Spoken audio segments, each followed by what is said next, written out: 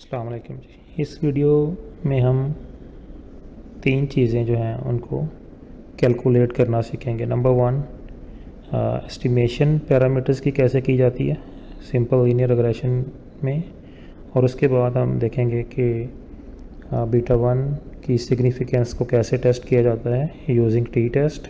And third one is कि हम model की ओवरऑल सिग्निफिकेंस को टेस्ट करेंगे।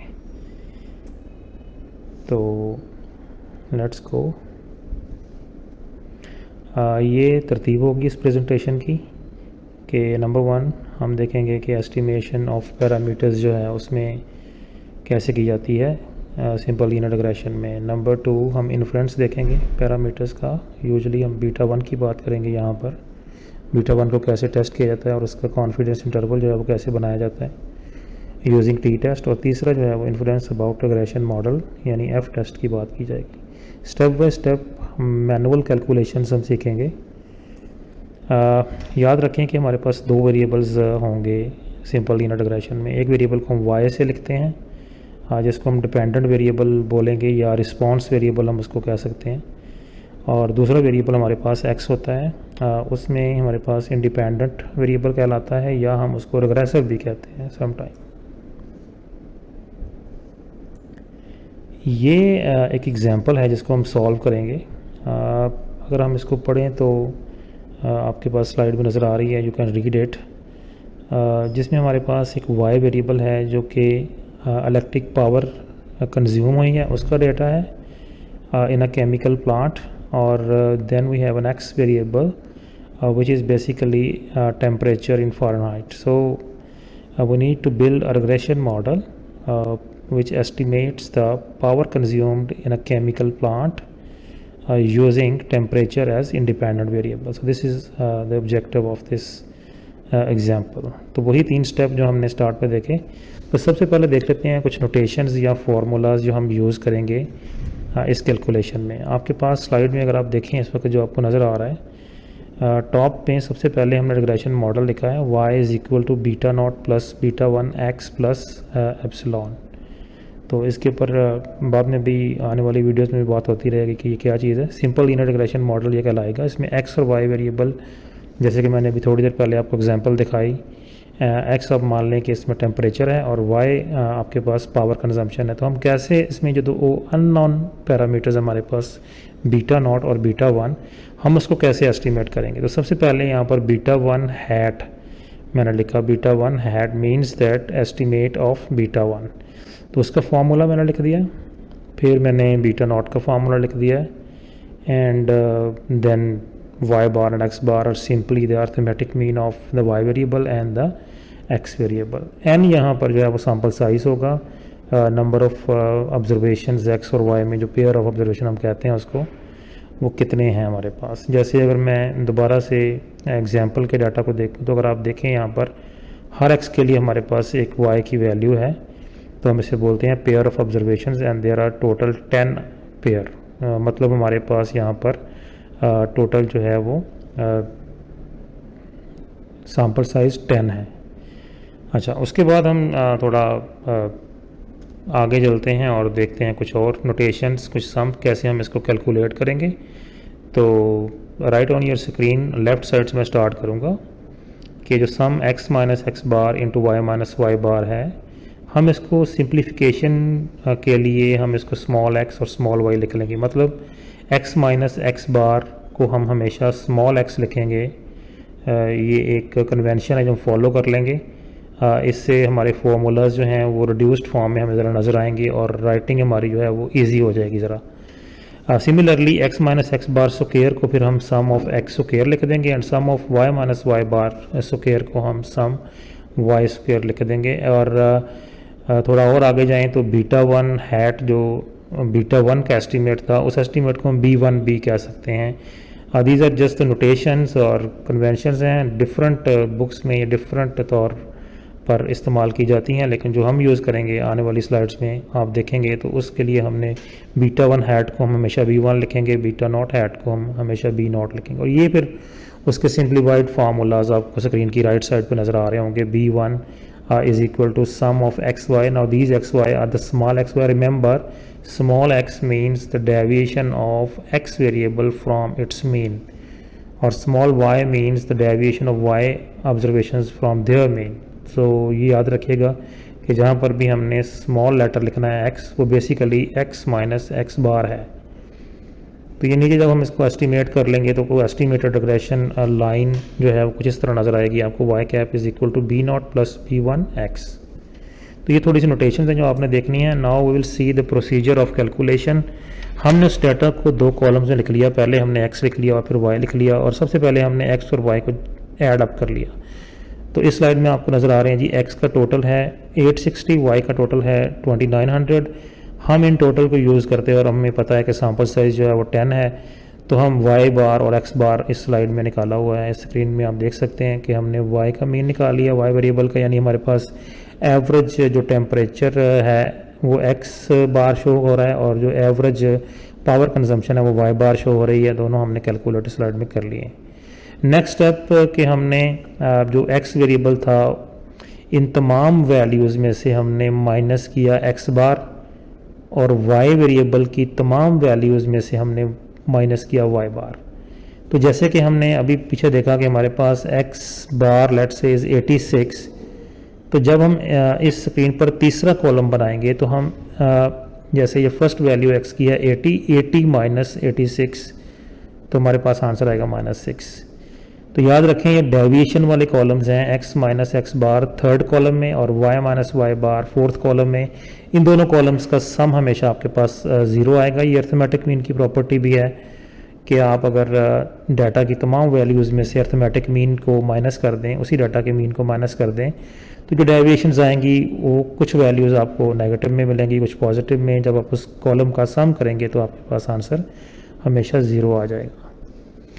और इसके बाद नेक्स्ट थोड़ा जाते हैं हम, तो इन दो कॉलम्स के बाद हम इन दोनों कॉलम्स का स्क्वायर कर लेते हैं, क्योंकि हमें चाहिए है फॉर्मूला में हमने यूज़ करना है। तो x माइनस एक्स बार का जो हमने स्क्वायर किया तो ये पाँचवें कॉलम में मैंने लिखा है। जैसे ये -6 का स्क्वायर तो ये 36 आ गया, और जो 1 का स्क्वायर 1 ही रह गया, 12 का स्क्वायर जो है 144 आ गया, एंड सो ऑन। सिमिलरली जो है वो हमने fourth column y minus Y bar का स्क्वायर कर लिया। तो ये कैलकुलेशंस आप यहाँ से कंप्लीट कर सकते हैं। फाइनली हमने फोर्थ और फिफ्थ कॉलम का सम भी कर लिया, जो कि नीचे आपको नज़र आ रहा है कि sum of x minus x bar square is 426 and sum of y minus Y bar square is 2498। Similarly हमने तीसरे और चौथे कॉलम को मल्टीप्लाई भी करना है, यानी x माइनस एक्स बार को मल्टीप्लाई करना है y माइनस वाई बार से। ये भी रिक्वायर्ड है हमें इन calculation in estimation of beta one hat के अंदर। तो हम चल के देखते हैं जी, क्योंकि -6 को जब हम -25 से मल्टीप्लाई करेंगे तो आंसर हमारे पास 150 प्लस में आ जाएगा, एंड सो ऑन। ये कॉलम हमने मल्टीप्लिकेशन से पूरा कर लिया, और जब हमने इसको ऐड अप किया तो हमें मिला जी इसका सम 841। अच्छा, ये जो सम नीचे नज़र आ रहे हैं आपको कुछ 0 तो नेचुरली मैंने बताया कि जी x माइनस एक्स बार के कॉलम का सम भी 0 आएगा, y माइनस वाई बार के कॉलम का सम भी 0 आएगा। तो अगर ये 0 नहीं आ रहे हैं, कुछ और आंसर आपका आ रहा है, तो it means that you have done some mistake, maybe you have calculated the mean incorrectly, और अंदर कोई माइनस वगैरह आपने गलत कर लिया, तो इसको चेक कर सकते हैं आप। अच्छा, फिर हम ये तीन सम है हमारे पास, x minus x bar square, y minus Y bar square और x minus x bar into Y minus Y bar का जो सम है, इनको हम यूज़ करेंगे जाके आगे कैलकुलेशंस में। तो जैसा कि हमने थोड़ी देर पहले देखा कि कन्वेंशन के तौर पर हम x माइनस एक्स बार लिखने की बजाय हम उसको स्मॉल x लिख सकते हैं। तो ये तीन चीज़ें हमने यहाँ से सम हमने यहाँ से उठाने हैं और इनको हमने आगे यूज़ करना है। ये तीनों सम मैंने यहाँ पे लिख दिए। Sum of small x square is equal to 426, यहाँ से x minus x bar square का sum, and sum of y square 2498 and sum of xy is 841 from the last column। अच्छा जी, अब सिंपली उन वैल्यूज़ को हमने लाके प्लग इन कर दिया है। बीटा वन, यानी बीटा वन को जो एस्टीमेट है जिसको हमने b1 कहा हुआ है, उसका formula sum of small X Y divided by sum of small x square. तो वैल्यूज़ को प्लग इन किया, सॉल्व किया, कैलकुलेट किया, तो हमारे पास आंसर आ गया 1.97। सिमिलरली ये स्क्रीन की लेफ्ट साइड पे जो वैल्यूज़ हैं उनकी बात कर रहा हूँ मैं। सिमिलरली हमने बी नॉट निकाल लिया, वाई बार भी हमारे पास है, एक्स बार भी है, जो कि पहले हम स्टार्टर से कैलकुलेट कर चुके हैं, और बी वन हमने अभी कंप्यूट किया 1.97। वैल्यूज़ को प्लग इन किया, सॉल्व किया, तो आंसर आ गया 120.58। सिमिलरली जब ये दोनों वैल्यूज़ यानी B0 और B1 कैलकुलेट हो चुके हैं तो हमने ला के इनको मॉडल में प्लग इन कर दिया and we have an estimated regression model which will be read as y cap is equal to 120.58 plus 1.97x। याद रखें कि यहाँ पर हमारे पास जो B1 का साइन होगा, यानी अगर हमारे पास यहाँ पे किसी क्वेश्चन में किसी डाटा में नेगेटिव साइन आता है तो हम यहाँ पर मॉडल में फिर नेगेटिव लिख देते हैं उसको। अभी हमारे पास चूँकि पॉजिटिव है तो हमने उसको प्लस के साथ देखा, प्लस 1.97। और यहाँ पर जो प्लस और नेगेटिव का साइन है वो एक्स और वाई वेरिएबल की जो रिलेशनशिप है उसको भी इंडिकेट करेगा कि क्या हमारे पास एक्स बढ़ने से वाई बढ़ रहा है या एक्स बढ़ने से वाई कम हो रहा है। जैसे कि यहाँ पर हमारे पास क्योंकि 1.97 पॉजिटिव आया तो इसका मतलब है एक्स बढ़ने से वाई बढ़ रहा है, पॉजिटिव रिलेशनशिप है। अच्छा, अब इसकी इंटरप्रिटेशन में अगर हम जाते हैं तो B1 जो है एक तो ये चीज़ है कि उसको हम स्लोप भी कहते हैं और B0 जो है हमारे पास उसको हम इंटरसेप्ट भी कहते हैं। तो हमारे पास जो मॉडल है जैसे ये 120.58 is also known as intercept and 1.97 is also known as slope। कैसे हम इसको इंटरप्रेट करेंगे, थोड़ा सा मैंने लिखा भी है, you can read it. The energy consumption y is expected to increase by 1.97। अब मैंने इंक्रीज क्यों कहा, क्योंकि ये B1 का साइन पॉजिटिव है। For 1 Fahrenheit increase in temperature, याद रखें हम x में एक यूनिट इंक्रीज का अफेक्ट y पर देखते हैं और जो B1 है इट इज़ एन इंक्रीज और decrease. In this question it is increase. So B1 is an increase here for 1 unit increase in x। अगर हम x को 1 यूनिट बढ़ाएंगे, यानी दूसरे लफ्ज़ों में हम कह सकते हैं कि अगर टेम्परेचर 1 फ़ारेनहाइट बढ़ता है तो बेसिकली पावर कंजम्पशन हमारे पास 1.97 BTU बढ़ जाता है। तो इसका मतलब है कि हमने एक ऐसा मॉडल डेवलप कर लिया है कि उसके अंदर हम देख सकते हैं कि x बढ़ने से y कितना बढ़ेगा और x की कोई भी वैल्यू हम यहाँ पर पुट करके y कैप सॉल्व भी कर सकते हैं, यानी हम y कैप को एस्टिमेट कर सकते हैं for any given value of x। और एक चीज़ हमने यहाँ पे देखना है कि जो भी हम वैल्यू यहाँ पर x की पुट करेंगे उसको हमने चेक करना है कि क्या वो डाटा की रेंज के अंदर है, यानी जो हमारे पास x वैल्यूज़ दी गई हैं उसकी रेंज के अगर अंदर है तो then we are doing proper estimation, otherwise it would be extrapolation. और आगे जाएँ तो हम ये देखें B0 की एक वैल्यू हमारे पास है 120.58। ये ऑलवेज मीनिंगफुल नहीं होता। यहाँ पर हम कहते हैं कि अगर x 0 है, यानी अगर हमारे पास टेम्परेचर 0 फ़ारेनहाइट है तो हमारे पास पावर कंजम्पशन 120.58 होगी। तो ये उसकी इंटरप्रिटेशन होती है हमारे पास इंटरसेप्ट की। So intercept is the average value of y for x is equal to 0 in simple linear regression. तो अब हमारे पास यहाँ पर एक काम हम कवर कर चुके हैं, एस्टिमेशन हो चुकी है। अब हम जाते हैं इन्फ्रेंस की तरफ, और इन्फ्रेंस में जैसे कि मैंने बताया था कुछ कैलकुलेशंस हैं जो आपको करनी है। तो ये तो जस्ट इस स्क्रीन पर तो आप सिर्फ वो डाटा देख पा रहे हैं और जो हमने अभी लाइन एस्टिमेट की है वो देख पा रहे हैं। करना हमने क्या है इस आगे जाने के लिए, इन्फ्रेंस करने के लिए β1 का calculate standard error of estimate. अभी हमने यहाँ पे स्टैंडर्ड एरर ऑफ एस्टीमेट को कैलकुलेट करना है और अब हम देखते हैं कैसे हम उसको कैलकुलेट करेंगे। लेकिन थोड़ा सा आप देखें अगर तो यहाँ पर हमें ये चीज़ देखनी है कि how can we calculate the standard error of estimate. तो सबसे पहला जो स्टेप यहाँ पे है वो हम वाई हैट कैलकुलेट करेंगे। तो वाई हैट हम कैसे कैलकुलेट करेंगे, जैसे कि हमने अभी एस्टीमेटेड रिग्रेशन लाइन फाइंड की है वाई हैट के साथ, तो हम उसमें x की वैल्यूज़ बारी बारी प्लग इन करेंगे। यानी ये जो मेरे पास नज़र आ रही है आपको regression line 120.58 plus 1.97 into x, तो x की जगह पे ला के हम x की सारी वैल्यूज़ को 1 बाई 1 जो है वो पुट करेंगे और सॉल्व करते जाएंगे। जैसे फ़र्ज़ करें मेरे पास यहाँ पर x की पहली वैल्यू जो है वो 80 है, तो अगर हम 80 को ला के यहाँ पे जो है वो प्लग इन करते हैं तो ये जो है 120.58 प्लस 1.97 इंटू 80, तो 80 जो है 1.97 से मल्टीप्लाई होके जब 120.58 में ऐड होगा तो हमारे पास वाई कैप की पहली वैल्यू आ जाएगी। तो कुछ इसी तरह से प्रोसीड करते हुए हम आगे वाई कैप का पूरा कॉलम बनाएंगे। लेकिन उस वाई कैप के साथ हम करेंगे बाद में क्या कि हमें बेसिकली ये स्टैंडर्ड एरर फाइंड करना है, जिसको हम एस ऑफ ई से लिखेंगे और उसका फॉर्मूला कुछ इस तरह है कि square root of sum of Y minus Y cap. अब वाई कैप जो है this is different from Y bar. Y bar is the average of Y values whereas Y cap is the estimated number जिसमें हम x की एक value के लिए Y cap find करेंगे। तो sum of Y minus Y cap square divided by n minus 2 और उसका फिर स्क्वायर रूट लेंगे तो ये स्टैंडर्ड एरर ऑफ एस्टीमेट कहलाता है, जो हम आगे जाके इन्फ्रेंस में यूज़ करेंगे। तो कैसे कैलकुलेट करनी है, सबसे पहले वाई कैप निकाला। ये जो सारे वाई कैप आप देख रहे हैं, फर्स्ट वाई कैप जैसे मैंने अभी एक्सप्लेन किया कि हम x की वैल्यूज़ को बारी बारी एस्टीमेटेड मॉडल रिग्रेशन के उसमें पुट कर देंगे और सॉल्व कर लेंगे तो हमारे पास वाई कैप की वैल्यूज़ आ जाएंगी। The next step is to take the difference of Y and Y cap, so Y minus Y cap. इसको हम स्मॉल ई से मैंने यहाँ लिखा है, ये रेजिड्यूल भी कहलाता है और जो मॉडल के अंदर एप्सिलॉन टर्म थी उसका एस्टीमेट है। सो वाई माइनस वाई कैप, तो बेसिकली 265 माइनस 278.18, तो हमने कॉरेस्पॉन्डिंग वैल्यूज़ इन दो कॉलम्स की वाई माइनस वाई कैप करके ये कॉलम नंबर 4 जो है स्क्रीन पे वो हमारे पास मिला है हमें। जब हम इसको सम करेंगे तो याद रखिएगा इसका सम भी ज़ीरो आएगा, ये भी प्रॉपर्टी है, sum of Y minus Y cap is always zero. तो इसी कॉलम का हम आगे स्क्वायर बना लेंगे और जैसे कि हमने अभी पीछे फार्मूला देखा था स्टैंडर्ड एरर ऑफ एस्टीमेट का, तो उसमें यही यूज़ हो रहा है, वाई माइनस वाई कैप का स्क्वायर ही यूज़ हो रहा है। तो बेसिकली जो पाँचवा कॉलम है यहाँ पर नज़र आ रहा है आपको, this is the square of the fourth column.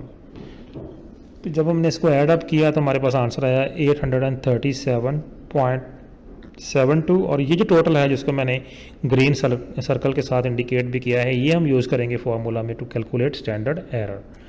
कुछ इस तरह से देखें तो sum of Y minus Y cap square हमने फाइंड कर लिया, वो वैल्यू हमने यहाँ पे पुट कर दी, n इज़ 10 माइनस 2 और इसको हमने सॉल्व किया, जब स्क्वायर रूट लिया तो answer is 10.23। So 10.23 is basically that standard error which we want to calculate from this data. तो इसके बाद हम चलते हैं जी हमारे पास आगे, ये एक सेकंड मेथड है to calculate the same thing if you want to avoid calculating Y cap. अगर आप वाई कैप यानी इस स्क्रीन पर अगर आप ये तीन कॉलम कैलकुलेट नहीं करना चाह रहे, वाई कैप नहीं बनाना चाह रहे और वाई माइनस वाई कैप का कॉलम भी आप नहीं चाह रहे बनाना और Y minus Y cap square का कॉलम भी बनाना नहीं चाह रहे, तो बेसिकली आप कुछ लंबी कैलकुलेशंस को अवॉइड करना चाह रहे हैं, तो आप यही स्टैंडर्ड एरर जो है वो इस शॉर्टकट फार्मूला से भी कैलकुलेट कर सकते हैं। तो इसके लिए आपको ये फार्मूला जो है वो मेमोराइज रखना पड़ेगा, वाई का सम ऑफ वाई स्क्वायर यानी वाई स्क्वायर, क्योंकि ये स्मॉल वाई लिखा है मैंने तो आपको पता है कि ये डेविएशंस हैं, deviation of Y values from their mean. तो ये इस फार्मूला में जब वैल्यूज़ प्लग इन की तो आंसर इज सेम, तो इसका मतलब है स्टैंडर्ड एरर दोनों तरीक़ों से आप कैलकुलेट कर सकते हैं। अब ये आप पर है कि आप उसको कैसे फिजिबल लगता है आपको, आप वैसे कर सकते हैं। अच्छा जी, अब हम करेंगे testing of hypothesis for beta 1। तो हम यहाँ पे टू टेल टेस्ट की तरफ ही जाएंगे। सबसे पहले हमने हाइपोथेसिस लिखा बीटा 1 इज इक्वल टू 0 और उसका ऑल्टरनेट हाइपोथेसिस यानी नल हाइपोथेसिस को हमने H0 से डिनोट किया, ऑल्टरनेट को हमने H1 से लिखा। तो ऑल्टरनेट जो होता है वो नल हाइपोथेसिस का कंप्लीमेंट होता है। नल हाइपोथेसिस में स्टेटमेंट है कि बीटा 1 0 है, तो ऑल्टरनेट का मतलब है कि बीटा 1 0 नहीं है। तो ये हमने टेस्ट करना है। लेवल ऑफ सिग्निफिकेंस 5% हमने इसको रखा, गिवन भी हो सकता है क्वेश्चन में। जो इसके लिए फार्मूला या रूल इस्तेमाल होगा जिसे हम टेस्ट स्टैटिस्टिक भी बोलते हैं, वो टी टेस्ट हम इसके लिए यूज़ करेंगे। ये फार्मूला है टी टेस्ट का जो आपकी स्क्रीन पर नज़र आ रहा है, B1 minus beta 1 divided by standard error of B1। अब यहाँ पे B1 भी हम फाइंड कर चुके हैं, बीटा 1 जो है वो H0 वाली वैल्यू है जो कि 0 है। तो इस टी टेस्ट के जो रेशो के ऊपर वाली चीज़ें हैं वो तो कैलकुलेटेड है, वो तो हमें उसके लिए परेशानी की ज़रूरत नहीं है। जबकि इसके डिवाइज़र में जो हम चीज़ नज़र आ रही है स्टैंडर्ड एरर ऑफ B1, अब इसको हमें कैलकुलेट करना होगा। तो उसका फार्मूला मैंने नीचे लिखा है जिसमें आपका वो स्टैंडर्ड एरर ऑफ एस्टीमेट जो भी निकाला into square root of 1 over sum of small x square. तो अब इसमें कुछ वैल्यूज़ पुट इन करेंगे तो हमारे पास स्टैंडर्ड एरर ऑफ B1 आ जाएगा। जब स्टैंडर्ड एरर ऑफ B1 आएगा तो उसको फिर हम जाके प्लग इन करेंगे तो टी की वैल्यू आ जाएगी। तो अभी जब मैंने थोड़ी देर पहले देखा आपने स्क्रीन की राइट साइड पे आपके पास कैलकुलेशंस आ गई हैं। तो बेसिकली इस स्क्रीन पे आपने 4 स्टेप इस टेस्टिंग ऑफ हाइपोथेसिस के देख लिए। पहला स्टेप था जी हाइपोथेसिस कैसे बनाना है, दूसरा स्टेप था जी कि लेवल ऑफ सिग्निफिकेंस क्या होगा, third step is the formula test statistic और चौथा स्टेप उसकी कैलकुलेशंस का है। तो कुछ कैलकुलेशंस सारी बात आपने पिछली स्लाइड में भी ये देखें, यहाँ पर कैलकुलेशंस हो चुकी हैं स्टैंडर्ड एरर की, ये यूज़ कर लिया हमने और हमारे पास टी की एक वैल्यू आ गई। Remember this T value is really important for making a decision about the hypothesis. तो ये 3.98 जो हमने हासिल किया यहाँ से, इसको हम टेबल वैल्यू से कंपेयर करेंगे। तो टेबल वैल्यू हम टी के टेबल से लेंगे। मैंने एक और वीडियो बना रखी है कि जो टेबल कैसे हम देखते हैं, तो उसका मैं यहाँ पे आपको लिंक दे दूंगा ताकि आप वो भी देख सकें कि टेबल को कैसे देखना है। तो हाउएवर हम चलते हैं आगे डिसीजन रूल पर। तो right now on your screen you can see the decision rule. Decision rule हम कैसे लिखते हैं? रिजेक्ट द नल हाइपोथेसिस, यानी जो हमने अभी एच नॉट लिखा था उसको हम कब रिजेक्ट करेंगे। ये नीचे मैंने क्राइटेरिया दिया है कि T is less than minus T alpha by 2 with degrees of freedom, क्योंकि टी का टेबल जो है वो डिग्रीज ऑफ फ्रीडम के साथ देखा जाता है, और टी इज़ ग्रेटर देन। तो दो हमारे पास हैं इसके डिसीजन रूल। अगर टी एक माइनस वाली वैल्यू से कम होता है तो भी हम रिजेक्ट कर देंगे, तो टी ग्रेटर होता है स्पेसिफिक वैल्यू से तो भी हम रिजेक्ट कर देंगे। तो याद रखें हमारे पास जहाँ पे हमने टी कैलकुलेट किया अभी, दैट इज़ 3.98, वो पॉजिटिव है, तो इसका मतलब है कि वो इस वैल्यू से कंपेयर होगा पॉजिटिव वैल्यू से, और अगर वो उससे बड़ा है तो हम अपने एच नॉट को रिजेक्ट कर देंगे और एच वन के अंदर जो स्टेटमेंट है वो कंक्लूजन में आ जाएगी। तो डिग्री ऑफ फ्रीडम हमारे पास n-2 है, n 10 है, 10-2 किया तो डिग्री ऑफ फ्रीडम 8 आ गई। अब टेबल वैल्यू हमने टी की देखी तो पता चला कि जी अगर हमारे पास अल्फ़ा जो है वो लेवल ऑफ सिग्निफिकेंस 0.05 है, तो टू टेल टेस्ट के लिए जो table value degree of freedom 8 के लिए है दैट इज़ 2.306। तो वही 2.306 को एक दफ़ा माइनस के साथ हमने लिख दिया और एक दफ़ा पॉजिटिव के साथ लिख दिया। तो अब चलते हैं इसके डिसीजन की तरफ। तो डिसीजन अगर आप देखें तो कैलकुलेटेड वैल्यू ऑफ टी जो कि 3.98 है, वो ग्रेटर है यहाँ पर 2.306 से। तो हमने देखा कि हमारे पास यहाँ हाइपोथेसिस रिजेक्ट हो रहा है। जो हमारा डिसीजन रूल है उसके हिसाब से अगर हम देखें तो क्योंकि हमारी value 3.98 it is greater than 2.306, so we are going to reject the null hypothesis and we conclude that the beta 1 is significant। इसका मतलब है x और y में जो रिलेशनशिप है वो सिग्निफिकेंट है, यानी जो y को प्रिडिक्ट करने के लिए x वेरिएबल का रोल है मॉडल के अंदर वो सिग्निफिकेंट है। तो ये मैंने इसका अच्छा, अब हम इसका कॉन्फिडेंस इंटरवल देखते हैं। देखिए कॉन्फिडेंस इंटरवल जो है वो पॉइंट एस्टिमेशन को ही हम कॉन्फिडेंस इंटरवल में कन्वर्ट कर देते हैं। तो अगर हम इसका फॉर्मूला यहाँ पे देखें तो B1 चूँकि पॉइंट एस्टिमेट है बीटा 1 का, उसमें हम प्लस माइनस ये table value into standard error of B1। तो इसमें कुछ नई चीज़ कैलकुलेशंस नहीं आपको करनी पड़ेंगी। B1 already calculated, table value already हमने देख लिया 95% वो हो जाएगा, और स्टैंडर्ड एरर जो है वो B1 आपके पास आ गया। ठीक है, तो B1 is the estimate of beta 1, standard error of B1 already computed, T value table value वो भी हमारे पास आ गई है। So there will be two limits of confidence interval. जब हम कैलकुलेट करेंगे सारी बात है, प्लस करेंगे तो अपर लिमिट आ जाएगी और माइनस करेंगे तो लोअर लिमिट आ जाएगी। कुछ इस तरह से मैंने इसको कैलकुलेट किया है। B1 प्लस ये फार्मूला था, B1 की वैल्यू आपको पता है 1.97 मैंने प्लग इन की, प्लस माइनस, और ये टेबल वैल्यू है 2.306 जैसे कि हमने अभी देखी। अल्फ़ा 5% अगर होगा तो हमारे पास ये 95% कॉन्फिडेंस इंटरवल हो जाएगा। अगर हम अल्फ़ा को 1% लेंगे तो सारी बात है 99% कॉन्फिडेंस इंटरवल बनेगा बीटा 1 का। बाकी सारी वही वैल्यूज़ हैं। स्टैंडर्ड एरर भी आपने पहले कैलकुलेट कर लिया तो उसको हम कंप्यूट करेंगे तो फाइनली ये हमारे पास एक इंटरवल बन गया है 0.826 से लेके 3.114। अब इसका मतलब क्या है और इसकी इंटरप्रिटेशन क्या है? So we can interpret this interval like we are 95% confident that the true value of beta 1 will fall between this interval। यानी हमने क्योंकि 95% हमने कॉन्फिडेंस इंटरवल बनाया तो हम 95% हमें कॉन्फिडेंस है कि जो बीटा 1 की ट्रू वैल्यू होगी वो इस इंटरवल के अंदर होगी। यानी जब भी हम कोई भी डाटा और कोई सैंपल और लेते हैं from the same chemical plant तो उसका जो B1 हम एस्टिमेट करेंगे, बीटा 1 का जो एस्टिमेट आएगा, तो जो ट्रू वैल्यू है बीटा 1 की वो इसी इंटरवल के अंदर रहेगी। अच्छा याद रखें हम कॉन्फिडेंस इंटरवल से भी टेस्टिंग ऑफ हाइपोथेसिस कर सकते हैं। This is very important. We can use the confidence interval to carry out the testing of hypothesis. तो ये मैंने इसका प्रोसीजर आपको स्क्रीन पे शो कर दिया है।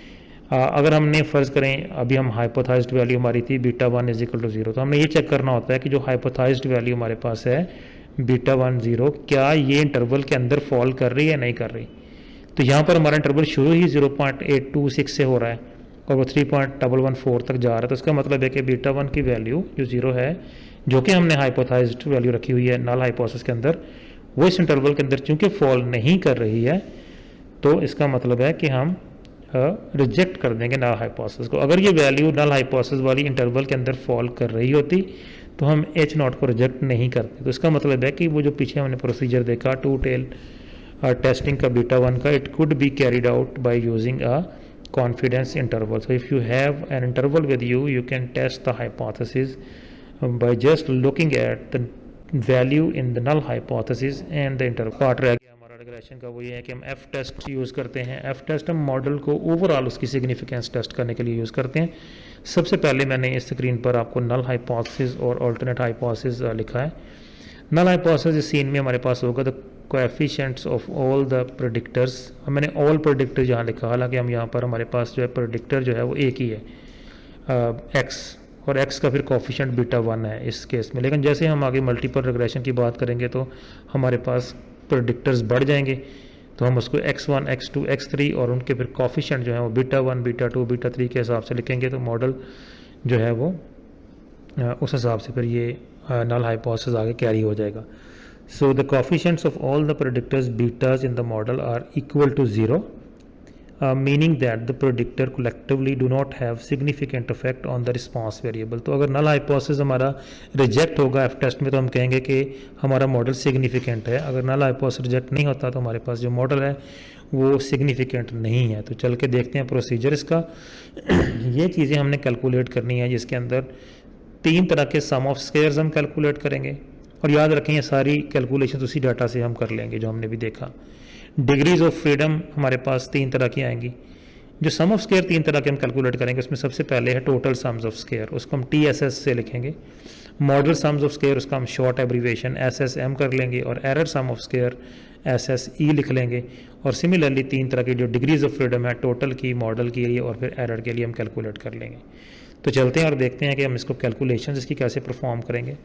तो इस स्लाइड में जो लेफ्ट साइड पे तो वही चीज़ें हैं कि जी हमने कौन कौन सी चीज़ें कैलकुलेट करनी है, जबकि राइट साइड पे आप देख रहे हैं कि हमने कैसे उनको कैलकुलेट किया है।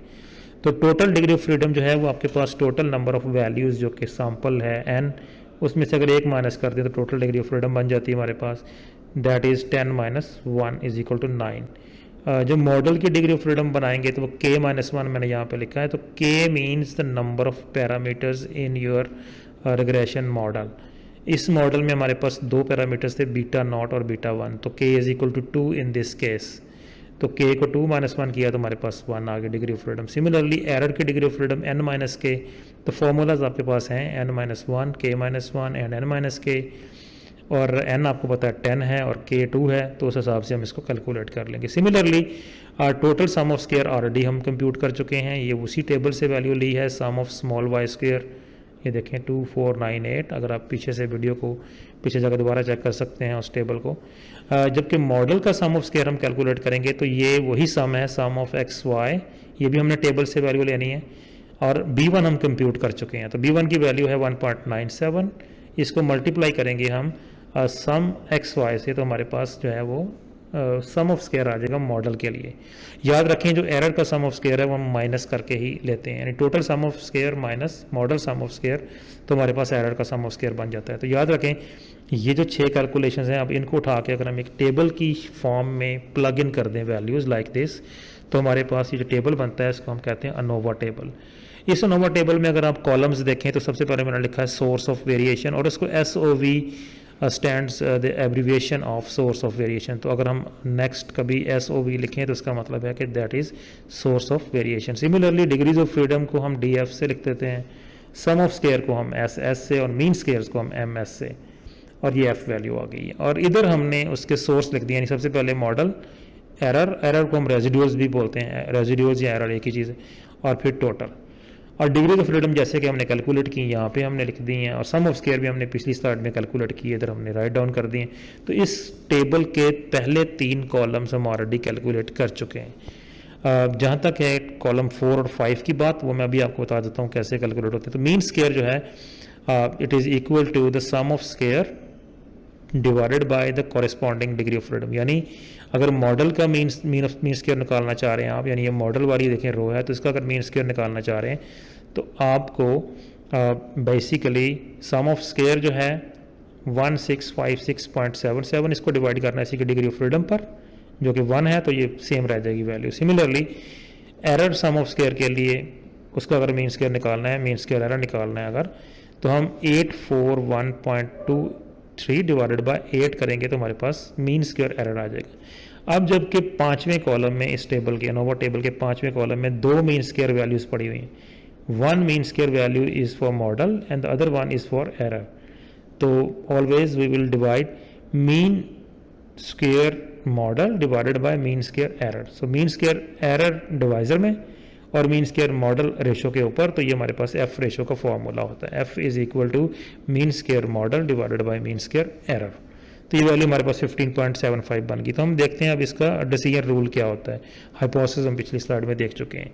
डिसीजन रूल इसका जो रिजेक्ट कर दें कि नल हाइपोथेसिस को, अगर हमारे पास एफ वैल्यू जो हमने अभी कैलकुलेट की, कौन सी वैल्यू 15.756, अगर ये वैल्यू टेबल वैल्यू से बड़ी है तो हम इसको रिजेक्ट कर देंगे। याद रखें एफ टेबल वैल्यू जो है वो 2 डिग्रीज ऑफ फ्रीडम पे देखी जाती है, और अल्फा तो हम जारी बात है गिवन होगा लेवल ऑफ सिग्निफिकेंस, या हम इसको 5% अज्यूम कर लेंगे।